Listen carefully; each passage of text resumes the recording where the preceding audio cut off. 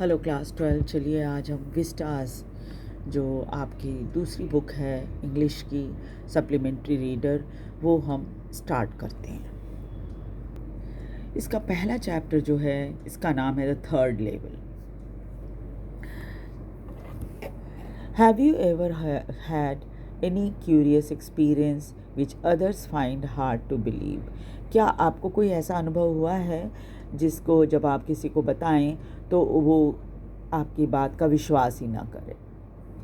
ये एक ऐसी ही कहानी है। The presidents of the New York Central and the New Haven and Hartford Railroad will swear on a stack of timetable that there are only two. जो president हैं New York central और New York, साथ ही साथ न्यू हेवन और Hartford rail road के, उनसे वो कसम खा के आपको यही कहेंगे कि टाइम टेबल बस 2 ही है। बट आई से देयर आर 3, लेकिन मैं कहता हूँ कि 3 है। Because I have been on the third level of the Grand Central station, क्योंकि मैं ग्रैंड सेंट्रल रेलवे स्टेशन के 3rd लेवल पर भी गया। Yes, I have taken the obvious step. मैं कह सकता हूँ कि मैंने ये कदम उठाया है। I talk to the psychiatrist friend of mine, मैंने अपने एक मनोवैज्ञानिक दोस्त से भी बात की थी। अमंग अदर्स, इसके बारे में और दूसरों को भी बात बताया था और अपने साइकियाट्रिस्ट फ्रेंड को भी ये बात बताई थी। I told him about the 3rd level of Grand Central station, और मैंने उसे बताया था कि ग्रैंड सेंट्रल रेलवे स्टेशन का 3rd लेवल भी है। And he said it was waking dream wish fulfilment. तो उसका कहना था कि जो मैं जैसे जागते हुए सपने देखते हैं ना, उस तरह का ये अनुभव है। He said I am unhappy, और उसने कहा कि मैं बहुत ही उदास हूँ, इसलिए ऐसा मुझे लगता है। That made my wife kind of mad. जब उनकी पत्नी ने ये बात सुनी तो वो थोड़ी नाराज़ हो गई, जैसे पागल हो गई गुस्से में। But he explain that he meant the modern world is full of insecurity. तब उसने, साइकियाट्रिस्ट फ्रेंड ने, ये सब चीज़ें एक्सप्लेन की कि उनका मतलब था कि आज का जीवन जो है हमारा वो बहुत ही इनसिक्योर है, असुरक्षित है ना। और हर जगह भय, चिंता, लड़ाई या युद्ध, आप कहिए, इसी प्रकार की बातें हो रही हैं।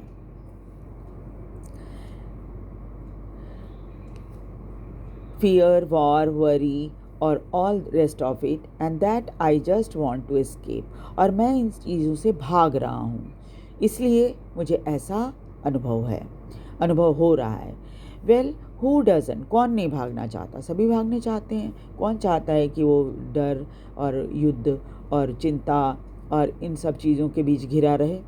Everybody I know want to escape, but they don't wander down into the 3rd level of Grand Central Station. भागते तो सभी हैं, लेकिन सबको ग्रैंड सेंट्रल रेलवे स्टेशन जाने की, ग्रैंड सेंट्रल रेलवे स्टेशन जो 3rd लेवल पे है वहाँ जाने की ज़रूरत नहीं पड़ती। But that is the reason, he said, and my friends all agreed. लेकिन उसका यही कहना था कि भाई कारण तो यही है, और मेरे सभी दोस्त भी इससे राज़ी थे, यानी उनको भी वो एग्री कर रहे थे कि हाँ भाई ऐसी बात हो सकती है। Everything point two it, they claimed, और सब कुछ इसी ओर दिखाता है कि मैं इनसिक्योर हूँ, इसलिए मुझे लगता है कि कोई ऐसी जगह मिले जहाँ मैं इन सब से मुक्त रहूँ। My stamp collecting, for example, that is a temporary refuge from reality. जैसे आप कोई हॉबी अपना लेते हो, तो इनकी हॉबी जो है वो है स्टैम्प कलेक्शन करना, जिसको फाइलेटली कहा जाता है। और ये भी क्या है? एक टेम्परेरी रिफ्यूज फ्रॉम रियलिटी, सच्चाई से थोड़े समय के लिए अलग होना दर्शाता है। Well, may be, but my grandfather didn't need any refuse from reality. इनका मानना है कि हाँ हो सकता है, लेकिन ग्रैंडफादर को तो कभी ऐसी ज़रूरत नहीं पड़ी थी। उनको तो रियलिटी से भागने के लिए या रियलिटी से रिफ्यूज के लिए कोई ऐसी जगह जहाँ वो रह सकें। ऐसी ज़रूरत तो उनको नहीं थी। Things were pretty nice and peaceful. और उनका कहना था कि उनके समय में तो सब कुछ बड़ा ही अच्छा और बहुत ही शांतिपूर्ण था। In his day and from all I hear, और जो कुछ भी मैंने सुना है उससे तो मुझे यही पता चला है कि उनके समय में तो ऐसी कोई बात नहीं थी जैसी आज है। ही स्टार्टेड माई कलेक्शन, और जो स्टैम्प कलेक्शन का काम था वो उन्होंने ही स्टार्ट किया था। It is a nice collection too, blocks of 4 of practically every US issue, first day cover and so on. और ये बहुत ही अच्छा सा कलेक्शन है क्योंकि इसमें ये कलेक्शन जो था लगभग हर तरह के टिकट 4 जोड़े में अमेरिकन इशू के थे। और जिस दिन ये नया टिकट जारी होता है, इशू होता है, तो वो सब इनके दादाजी ने कलेक्ट करके रखा था।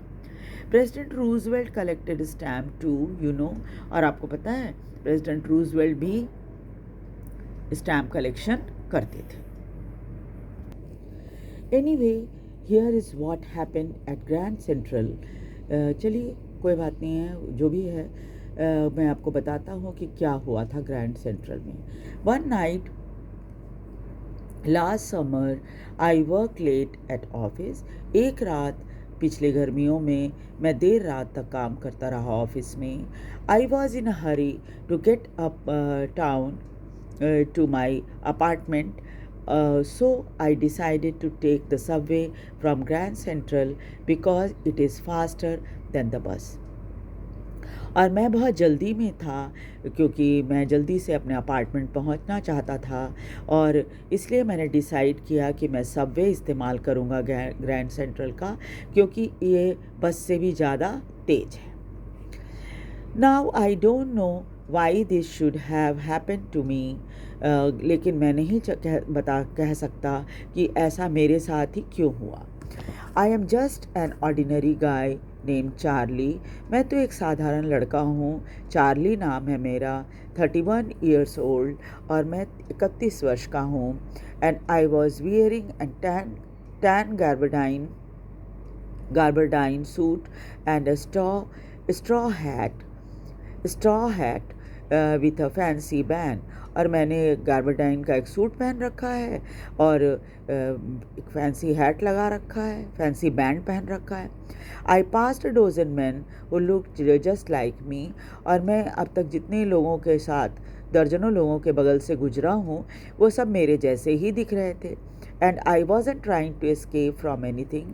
और मैं किसी चीज़ से भाग नहीं रहा था। I just wanted to get home to Louisa my wife. और मैं चाह रहा था कि मैं जल्दी जल्दी घर पहुंच जाऊं क्योंकि मुझे अपनी पत्नी के पास पहुंचना था।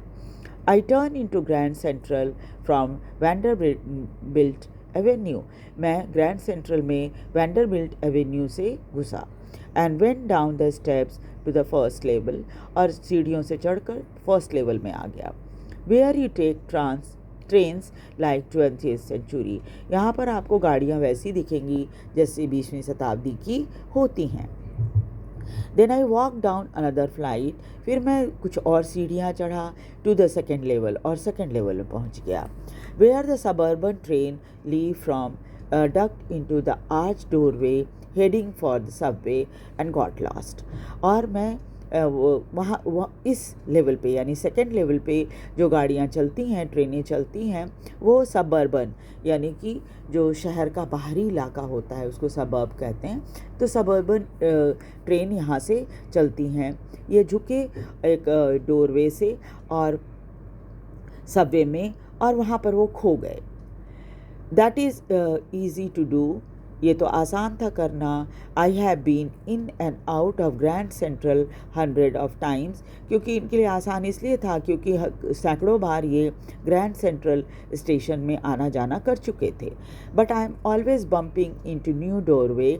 लेकिन क्या होता है, हर बार मुझे एक नया रास्ता दिख जाता है, या तो स्टेयर्स दिख जाता है, सीढ़ियाँ दिख जाती हैं, या फिर कॉरिडोर्स दिख जाता है। Once I got into a tunnel about a mile long. एक दिन तो ये एक टनल जो रास्ता होता है जो कि सुरंग की तरह होता है। तो ये जो कि और लगभग 1 मील लंबा था ये टनल जो था वो।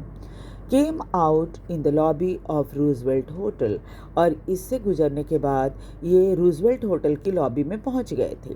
Another time I came up in an office building on 46th street 3 blocks away. और एक दिन तो एक बार ये जब इस ग्रैंड सेंट्रल में पहुंचे गए थे तो क्या हुआ, एक ऑफिस बिल्डिंग जो कि 46th स्ट्रीट पे है, वहाँ से तीन ब्लॉक की दूरी पर है, वहाँ पहुँच गए थे। Some time I think Grand Central is growing like a tree. कभी कभी इनको लगता है कि ये पेड़ की तरह है और वो बढ़ रहा है। पुशिंग अ न्यू कॉरिडोर, हर बार एक नई कॉरिडोर आ जाती है, या फिर and staircase like root, सीढ़ियाँ आ जाती हैं जैसे पेड़ की रूट होती है, जड़ होती है, उस तरह से। There is probably a long tunnel, शायद वहाँ पर एक बड़ी सी सुरंग है, लंबी सुरंग है, that nobody knows about, feeling its way under the city right now on its way to Time Square and maybe another to Central Park. एक बड़ी सी टनल है जो कि शहर के पता नहीं कौन से इलाके में चली जाती है, कभी टाइम्स स्क्वायर में तो कभी सेंट्रल पार्क में। And maybe because for so many people through the years, Grand Central has been an exit, a way of escape.